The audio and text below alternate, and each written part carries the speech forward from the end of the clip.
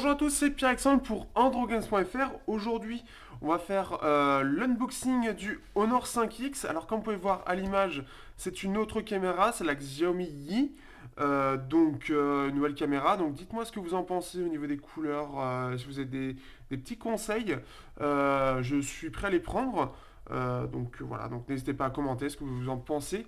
Donc en fait j'ai un nouveau trépied, donc vous pouvez regarder sur les réseaux sociaux, un nouveau trépied et la caméra pour avoir un meilleur angle de vue et permettre de mieux voir le produit. Donc l'Honor 5 que j'ai récupéré lors de l'événement à Munich pour justement l'annonce de ce Honor 5X, c'est une annonce qu'ils ont fait à grands pas. Vous aurez la vidéo bientôt, la vidéo de présentation.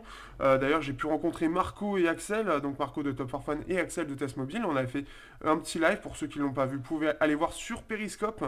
Donc c'était assez sympa d'ailleurs, hein. C'était vraiment sympa de faire ce genre de truc en live. Et donc là, on le refait, on va faire un unboxing de la boîte.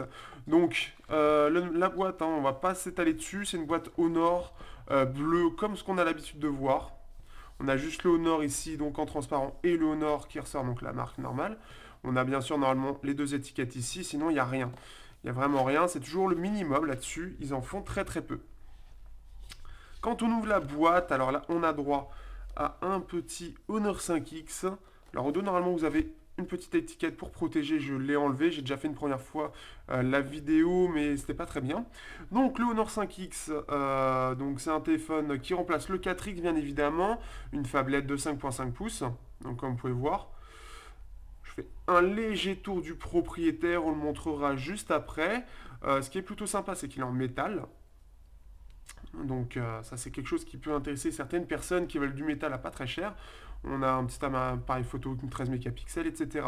Pour ceux qui veulent déjà un avis sur certaines parties, n'hésitez pas déjà à aller voir le test du Huawei G8, donc si vous voulez le test express, et vous pourrez revenir ensuite sur la prise en main et les tests pour voir un peu les différences qu'il y a avec le G8 parce qu'ils sont très très proches. Ensuite, donc nous avons ici, nous avons, hop, nous avons le petit bitonneau pour ouvrir les deux tiroirs SIM. On en a deux. On en a une, on peut mettre une micro SIM et une autre, c'est nano SIM ou carte SD. Donc, non, pardon, nano SIM et carte SD, pardon. Donc ça, c'est plutôt sympa. À l'intérieur, on a juste un petit guide d'utilisation rapide. Donc rien d'intéressant, c'est beaucoup pour pas grand chose. Ensuite, nous avons le chargeur. Alors un chargeur qui, lui, n'est pas du tout, c'est pas un chargeur rapide, hein, c'est un chargeur qu'on peut voir de 1 ampère. Donc c'est pas terrible. Donc à voir par la suite. Mais bon, 1 ampère, ça va pas charger très rapidement. Ainsi que le câble USB. Alors au niveau du kit main libre, quand nous on l'a reçu, donc on le reçoit gratuitement cette fois-ci. Mais par contre là on n'a pas de kit main libre, normalement vous avez un kit main libre. Là on n'y en a pas. Donc en général bon, les kits main libre comme vous le savez c'est un petit peu basique. On pourra de toute façon il vaut mieux acheter des vrais écouteurs.